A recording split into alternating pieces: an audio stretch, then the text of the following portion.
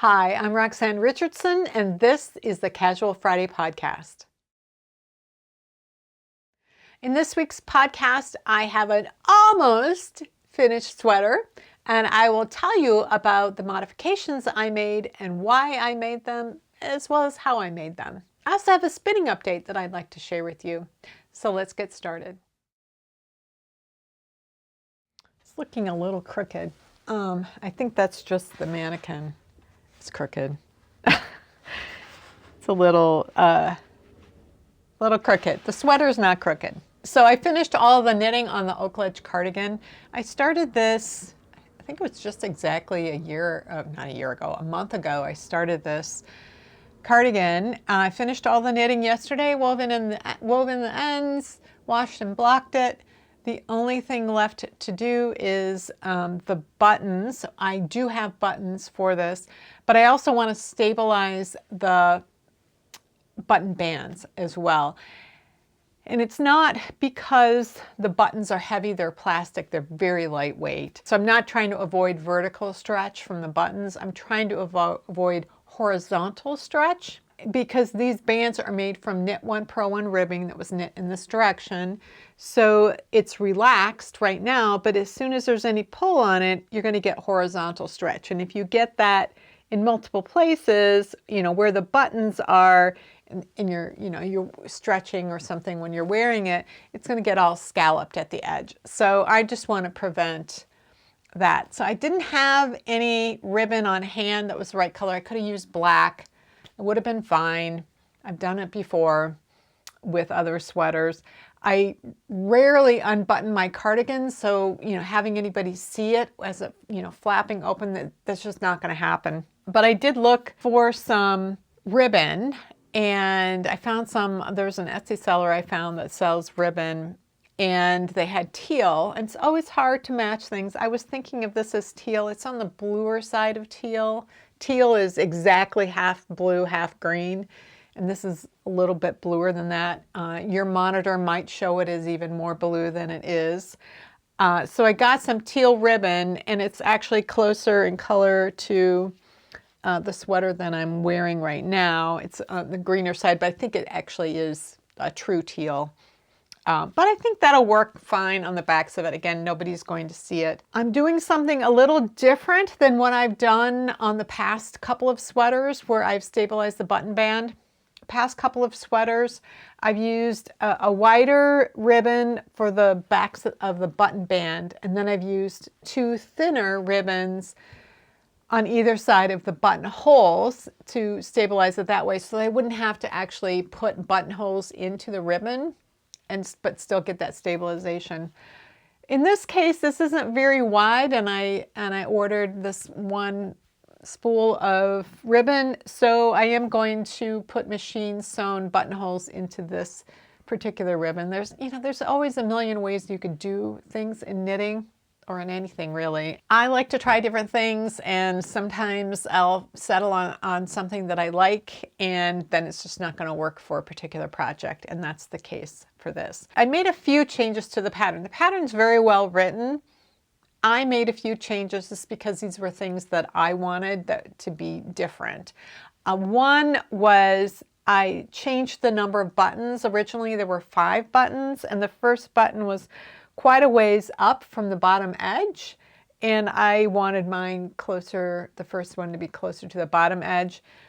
And so I ended up with 7. I did notice that some of the project photos, which everybody did lovely jobs on them, but I did notice that that there was some scalloping like I was talking about, and that with them spaced farther apart, that's more likely to happen, but also probably they didn't stabilize the backs of their button bands. And so I think if you had them that far apart, they were like 3 inches apart, and I've got mine about 2 1/4 inches apart maybe. That's going to make a difference too. So that's one change I made. Another change I made was that I added waist shaping. This pattern had a straight body, which is fine on a cardigan, especially one that you're going to layer over, something else. I like a little bit of waist shaping. So I don't know if you can see. I don't know, there's some waist shaping in here. This mannequin dress form is smaller than I am. So it goes in and then comes back out. So that was something that I added. The other thing is that the sweater, the body is knit bottom up flat in pieces, and I like that because I like working with smaller pieces. And the sleeves are set-in sleeves, which is my preference. The stitches are picked up around the armhole, and you use short rows to shape the sleeve cap, and then you knit all the way down, and it's stockinette. The pattern calls for knitting the sleeves to continue to knit them flat after you get past the armhole. And what I did was, once I was done with all the short rows, I joined it in the round. And then I also decreased out 2 stitches. If I knit flat, the selvage stitches would have gotten taken up inside the seam, and because I wasn't going to have the seam, I just eliminated them as I joined in the round. After I joined in the round, the next round, I eliminated those 2 stitches. So I had 2 stitches fewer than what the pattern called for because I was knitting it in the round, but otherwise exactly the same. The other thing that I did, and this is something that you really always have a choice of doing, was I changed the type of cast on that she called for. Normally, when you are casting on at an edge, 99 times out of 100, the designer is not going to tell you what cast on to use. You can just use any cast on that will produce an edge, whatever you like. You can do. My preference tends to be the long tail cast on or a variation on the long tail cast on depending on the situation.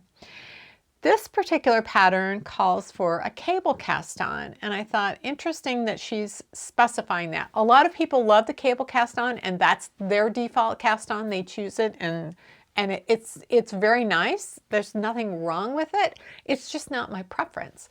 So I wanted to kind of look to see why she was specifying that cast on. And one of the things that I do before I start working on, before I cast on, is that I create a knitting chart that includes all of the stitch patterns and all of the shaping and everything, so I can just see how everything lays out. This pattern included a chart of the stitch pattern repeat, but I really wanted to see, what was going on, especially at the bottom where everything was established and there was ribbing, and I just wanted to really understand how much of that there was and be able to see it sort of like pre-knitting. I'm just kind of preconditioning myself to know what to look for. And it's just something I enjoy doing. It is obviously not a requirement, but I do that, and then I create a spreadsheet that helps me keep track of how far I am in relation to the total number of stitches. So, because I like to keep track of my progress on my Ravelry notebook, and every 5% I keep track of that. It's just something that I like, and I also use the spreadsheet to kind of set goals. Ahead of time, I like to know how many stitches are there. Okay, so how long is this going to take me to knit? Will I be able to knit it straight through, knowing what my tolerance is for working on the same project, or am I likely to need to take a break? This was a project I knew that I could just knit straight through. There's about 55,000 stitches, which is typical for me for a worsted weight cardigan like this. So I figured it would take me, about 4 weeks to knit, probably 28 days of knitting if I knit a couple thousand stitches a day. Some days I knit a lot more than that. Some days I might not knit any. If I'm doing a technique video, or if I'm out and doing something out in the community all day, I just might not have it in me to do any knitting. But on average, I will do, say, 2,000 stitches. And so then I can predict about how long it is. And so if I see that I'm getting a little behind, then I might I want to make sure that I knit this many stitches today and catch up. It's not a race. It's just a way for me to set a goal and to kind of keep track of it and and not wander off and get distracted by something else. It's just something that's helpful to me. So, you know, I do the chart, I do the spreadsheet, I kind of know what I'm getting into, and then I get going. And that's when I was able to see why she likely called for a cable cast on. So the way that this pattern works is, let me zoom in a little bit so that you can see better what's going on. Or you know what, I'll go to the overhead and then it'll be easy for me to explain all of this. So what I noticed when I charted this all out was that at the bottom where the ribbing is, the ribbing doesn't extend all the way across. You have ribbing right here, so this is the buttonhole band, and then you have ribbing over here a little bit, and then you have the texture pattern with the cables going up the center. So the ribbing doesn't go all the way across. Row 1 of this texture pattern is a right side row. So that means that after you cast on, you will be working a right side row. Normally, if you have nothing but ribbing here at the bottom, you can choose whether row 1 is a right side row or a wrong side row. So you can decide, well, I want the smooth side of the long tail cast on to be the right side, so my first row is going to be a wrong side row because that's where the bumpy parts are. But I didn't have that option with this if I wanted to work my standard long tail cast on. But if I was going to work a cable cast on like the designer specified, there wouldn't be an issue with the smooth side not facing the right side of the work. So this is the cable cast on, and I've already got loops on the needle. If you're not familiar with the cable cast on, the loops are formed on a needle that is held in your left hand. You're using 2 needles and a single strand of yarn. You start with a short tail that you put on the needle, two loops on the needle, and then you can start doing the cable cast on. And you do that by inserting the needle between the 2 most recently knit stitches, and then you basically are knitting through the edge. You're wrapping the yarn around and you're pulling the new loop through, and then you put it on the left hand needle. And before you tighten it, you stick the needle through again, then you can tighten the yarn. This keeps the edge stretchy and it makes it easy to get the needle through the edge as you're casting on new stitches. So you do this for however many stitches that you need. And then when you're done, if you're working flat, the needle is already in your left hand, the yarn is hanging from the left needle, and you are ready to start working. And if row number 1 is a right side row, then this side of the cable cast on is going to be showing on the right side of the work. So you can see there are these little kind of angled strands on the right side of the work. When you look on the other side, you have a strand like that, or kind of a couple of strands like that that are going left. And then you have these, and these are the purl bumps that are formed because you are knitting through here. So you're creating a knit stitch and it has a purl bump on the back side. So some people don't care what side is facing, and some people have a preference when the 2 sides of the cast on are different from each other. My preference is always the smooth side of the cast on. So this is the side that I would prefer showing on the right side. And if I was knitting flat, that would work really well. If I wanted to work in the round, in order to join in the round, the yarn has to be on the right hand needle, and then the last stitch that's cast on is on the right hand needle. You'd have a whole bunch of stitches, and you could bring the edge around that has the first stitch that's cast on, and then you could join in the round. So when you're knitting in the round, you're going to see the back side of the cable cast on. There are ways around that, but that's in general how it works. The long tail cast on looks like this. Again, you have these smooth angles, strands. These are going to the right instead of the left. But when you're creating new stitches, they end up on the right hand needle. So as I create them, whether I'm doing it this slingshot method or continental method of the long tail cast on, they're ending up on the right hand needle. Now I might use the English method, which is to tension the working yarn in my right hand just like I do for regular knitting, and create the twisted loops with my left hand. And you're sticking your needle through the twisted loop, and then you're wrapping the yarn just as you are for knitting, and you pull it through and you tighten that up. So what you're doing here, just like with the cable cast on, is that you are knitting. So you're knitting through this twisted loop using this as the working yarn. And so you get this smooth side facing you as you're casting on.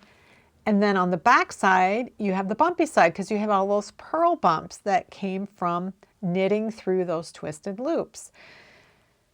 Because these are on the right hand needle, when you knit flat, you're going to need to turn the work and put this in your left hand. And so the bumpy side is going to face you, which means that row number 1 has the bumpy side facing you. If you are working in the round and you're working the long tail cast on, you just bring this, if you have a whole bunch of them on a circular needle, you bring this loop around and hold it in your left hand, and you're knitting through there. So the smooth side faces you when you are working in the round. So just depending on which needle those loops end up with, you're going to have a different face of your cast on appearing either toward you or away from you. I'm pretty sure she was calling for the cable cast on in order to not have the bumpy side of the cast on facing on row number 1, because row number 1 had to be a right side row. But I like using the long tail cast on. So I used a method that produces the bumpy side facing me when I'm creating the long tail cast on. So there are a bunch of different ways that you can do that. So if you were using the English method, like I was showing before, where you have the working yarn in your right hand, you just bring the yarn to the front, like for when you're purling, and instead of going through the front of that twisted loop like you do for knitting, you come through from behind, and the yarn gets wrapped around and pulled through that loop, and you can pull it through. So that works really well if you are if you cast on the long tail cast on using this English method. But if you don't, if you are somebody who holds both yarns in your left hand, it's really hard to bring this to the front, the working yarn to the front, while also maintaining this twisted loop. It's really hard to try to do this. I mean, it's not that it can't be done, but it's difficult. But what you can do is use a method of purling that allows the working yarn to stay in back, like the Norwegian purl. That's the whole advantage of the Norwegian purl, is that you don't have to bring the yarn to the front. So you could do the Norwegian purl in order to create the bumpy side facing you with the long tail cast on. Now, this is what I use when I want to cast on in patterns. So if I, for some reason, want to cast on in knit 1, purl 1, or knit 2, purl 2 pattern, maybe I want a reversible edge so that there isn't a whole row of bumps on either side, but the bumps are always at the base of the purls, and the smooth side is always at the base of the knits. Then I might alternate. So like here's two knits, and then I'll do 2 Norwegian purls in order to have 2 knits and 2 purls. So that's one way. Now, I do this when I am casting on in pattern, but I didn't think of this for doing everything purl-wise. Instead, let me pull this off so I can start over. So there is another method of casting on in pattern. Let me do knit 2, purl 2 again. So I've got my two knits. And what you can do for the purls is that you can use the index finger as the twisted loop. So you come through for purling here, and you use the thumb yarn as the working yarn. So you're purling through this twisted loop instead. And then you can knit through the thumb loops, and then you purl through the index finger. So you're alternating which is acting as the working yarn and which is acting as the thumb loop. I don't usually use this as a way of casting on in pattern, but I will use it if I want to cast everything on purlwise. And the way I do that is I take my long tail, instead of having it over my thumb with the yarn that's connected to the ball hanging over the index finger, I reverse that, so that the tail is hanging over my index finger and the working yarn is over my thumb, because this is the yarn that's acting as the working yarn, and the tail is what's creating those twisted loops. And so then what I will do is just purl everything through that index finger yarn all the way across. And that way the working yarn, which is over my thumb, is creating the loops on the needle, and it will continue to be used to create new stitches on the needle after this. So now you can see I've got the bumps facing me here.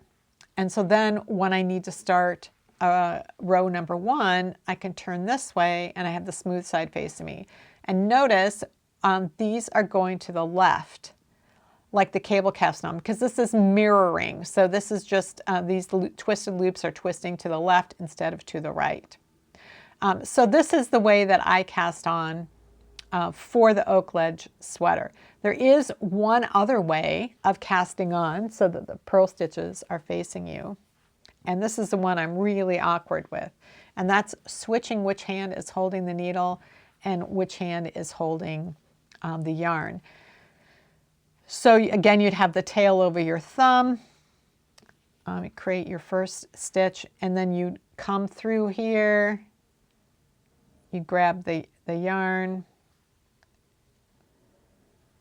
and you do it. And I am much more awkward with this because I'm just not used to doing this, but it helps. What it does do is remind me of what it was like to learn the long tail cast on. So if I'm teaching beginners, I can do that.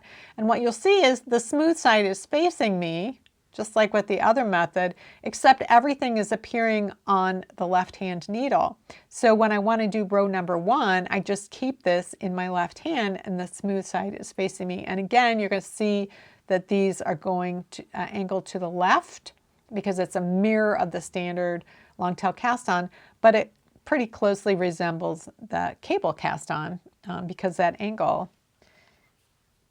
is the same. It's not as bulky, but it has that same angle.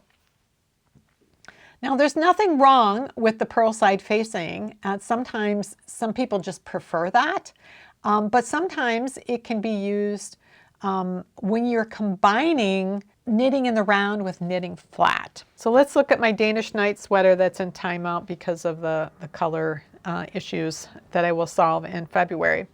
For this sweater, you start with the sleeves and they are knit in the round. And I believe she called for a long tail cast on, followed by a round of purls. And then you go into the ribbing, which is a modified ribbing because it's actually little cables, tiny little cables. And so cast on, did a round of purls, and then I went into the cable. The body is knit in the round, but not until after the split hem is worked. So the split hem is worked flat. She calls for casting on, and then row 1 is a right side row. And at first I was confused about that. And then I realized, oh, the bumpy side is facing me. So I still have a bumpy edge here. But I didn't have to create it with a row of purl stitches first. It's just there because this is the side of the fabric that was facing me as I was casting on. So the bumpy side was facing here, and that helps to replicate. It's not exactly, but it replicates that there's a base of bumps on both edges, whether they were knit in the round or knit flat. So that was a clever way of dealing with getting of that bumpy edge. Earlier this summer, I was spinning a fleece that I had carded. I had scoured it. I think I bought the fleece 4 years, 5 years ago, something like that, at Shepherd's Harvest, which is our local fiber festival. And I'd had it for several years. Last summer, not the one we just had, but the summer before, I scoured it. And then early this summer, late spring, I carded it and started spinning, and I was getting some really fine fiber. So I thought maybe I'll just spin up enough to make a pair of socks for right now, and come up with a color to dye it. I won't try to spin all of it into a sweater's quantity. That's a long project. So I started spinning, and then I started having problems with my shoulder. I had frozen shoulder. I still kind of do. I'm still working on it, but my mobility, my range of motion is much better than it was. So I started spinning again. And I realized that the two bobbins I have, one of them is twice as much as the other. I've got a third one on my e-spinner. So I weighed it all out, and so I'm going to do this so that they're more or less even and see what kind of a 3-ply yarn I get with it. So I'm just finishing up that. I think a couple of weeks ago, I showed you it's a Malabrigo, it's called Nube, N-U-B-E, merino combed top that I bought when we were down in Santa Fe at the beginning of September. And I mentioned, I was showing it to you, it's this beautiful blue color. I'm spinning it for my daughter. And I mentioned that at the shop where I bought it, she said, "Oh, have you ever spun with this before?" And I said, "Well, I've spun merino before." And she's like, "Well, this, make sure to kind of pre-draft it and fluff it up beforehand, because I think it's kind of compressed." So I did that, and then somebody in the comments suggested steaming it a bit. I thought, well, that's an interesting thing. So I did that, and it's amazing how the volume of this changed. It had been, something akin to a pretty large hank of yarn in terms of size. And now it's this, huge thing. And I think what steaming did was it also brought back some of the crimp that merino has. It's a very crimpy yarn. But once fiber is processed and it gets combed out, all of the comb top tends to look a lot alike. It just looks, straight, and you can't really see any difference from one. You can often feel a difference.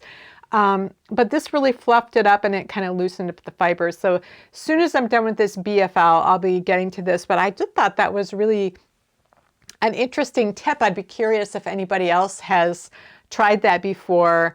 And if they do it with all the comb top they get, or if they only do it with certain fibers, and which fibers that would just be really fine fibers like merino, maybe Polworth, or would you do it with just about anything just to kind of get that crimp back?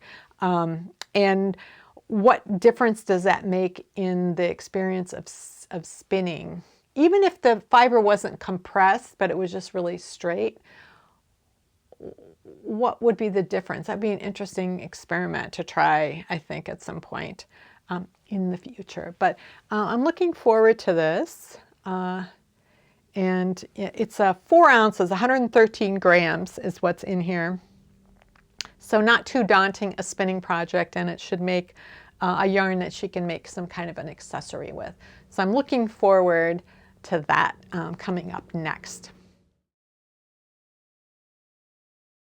Speaking of spinning, last weekend I volunteered for our Knitters Guild had a table at the Fall Fest at Gale Woods Farms. So that is a farm, it's a working farm that is run by Three Rivers Parks, which is, Minneapolis is in Hennepin County, and Hennepin County is bordered by 3 different rivers: the Minnesota River, the Mississippi River, and the Crow River. And so all of the parks are known as the Three Rivers Parks. So this working farm is part of the Three Rivers Park system. And somebody had been telling me about it. A spinner had been telling me about it at Yarn Over, which is our guild's annual weekend teaching marketplace socializing event in September. And she was telling me about it. And I had heard of Gale Woods Farm, but I didn't know anything about it. I didn't even realize it was owned by the parks. I thought it was somebody's farm. Like, I just didn't know. Then our guild, right after that, announced that they needed volunteers to work at the Fall Fest at Gale Woods Farm to demonstrate knitting. And there's going to be activities for kids like making pom-poms and things like that. And so I'd never been there, certainly had never been to Fall Fest. And I went there, and it's a beautiful time of year right now. The colors are coming out, and it was a beautiful day. It was very windy, but it was sunny, and the colors, it was just really nice. And I got there, and they have a pavilion, an indoor pavilion, and that's where all the fiber stuff was. So they had all of these things that kids could do. Some of them looked really, really fun. One of them was wet felting, and so they paid $3, and then they picked out a cookie cutter. It could be like a leaf or a pumpkin or some other fall-related shape. And then they picked out, they had a certain amount of roving that was dyed different colors. They could pick a color, and then I think they had some add-ins that they could do. But then they would wet felt it and make like a little ornament or whatever. And that was really cool. And we had pom-pom making at the Knitters Guild. Usually these volunteer things are we're just knitting and we're telling people about the guild, and we certainly were doing that. We had adults coming by, tell me about the guild, but kids, we just, it was free for them to make pom-poms, and that was really cool. And then they had a felt makers guild, I think it was, and there were 3 people who were demonstrating wet felting, like projects that they were making, and I'd never seen it before, and it looked fascinating. And it's one of those things where I'd love to take a class in it and experience it, but I can't see myself wanting to do it long term. But it's like something I'm like, oh, this is something that I could. It's another use for the fiber that I have, like maybe just learning how to do things like that. It's kind of cool. So I was watching them do that and asking a bunch of questions about how it worked. There was the woman the spinner who had told me about Gale Woods Farm, was there demonstrating spinning. And what she had actually told me about Gale Woods Farm was not about this particular event, but it was the fact that they have volunteer opportunities a couple of times a month for doing fiber related things, because they have a farm store and they do things to sell things. But they have, like I said, a working farm, and so they raise fin sheep, and they have things in the spring where people are there when the babies are going to be born, and then there's shearing, and then there's the processing. They do the processing of their wool, a lot of it there, like especially the good wool. Scouring it, dyeing it, doing all different kinds of things. They have people doing some hand spinning in order to create things made with some hand spun that they can sell. So I signed up to do short-term volunteering so I can see what it's like, and then see if I want to get involved with an ongoing thing, because that requires like a background check, and it's a process. So I'm going to go out there. I'm hoping to go on Monday, otherwise I'll have to wait till next month. To see what that's all about. But there was also a woman there demonstrating processing flax. And so they had pictures of, they had grown the flax on the farm, and all of the things that they had done to get it to the point where it was now, which was it was dry and was ready to kind of break off the outer part of it. And to reveal the fibers on the inside. And then they had some skeins of yarn that had been spun up, and like some things that had been woven from the flax. So they were linen items. And I was fascinated, and I was asking a lot of questions. And I mentioned that when I was early on, I think it was my second spinning class, which I took immediately after my very first spinning class, we were given all kinds of things to spin with, and flax was one of them. And I remember just hating it. Like, it was super hard, and it wasn't something that I was really motivated to get the hang of, because I don't weave, and I don't knit with linen much. I really like wool, and that's what I'm interested in spinning. And I hated it. And she's like, oh, I teach spinning with flax, and I usually teach, start people with tow. And I didn't know what she was talking about. And she bent over and she picked up this wad of stuff. She said, here, take some tow. And I'm like, what? What's that? What is it called? She said, tow, T-O-W. That's where we get the term tow-headed from, for like a blonde child. And so if you think about descriptions like, oh, she was a flaxen-haired beauty, or he was a tow-headed little boy, fiber, textiles are just in our vocabulary in so many different ways. And so what she said was, you know, to pick out some of pick out this part that are like, that's like straw, and just, you know, put some moisture on your fingers, and you could spin with the toe. It's a little easier than trying to manage the really long strands on a distaff. I'm going to do a little investigation on this, and, you know, I'm not going to make something with this. I'm just going to see if I can spin, and if I like it any better than I did years ago when I absolutely hated it. If anybody has any suggestions for a video or something, I mean, I can search for one, but if you know, if there's a specific one that maybe helped you, or that you know about for spinning tow, let me know down in the comments, because this should be an interesting experiment. Well, that's it for this week's Casual Friday. If you have any comments or questions about today's video, or suggestions for videos you'd like to see in the future, you can leave those down in the comments below, or join the discussion in my Ravelry group, Rox Rocks. Thanks for watching, and I'll see you next time.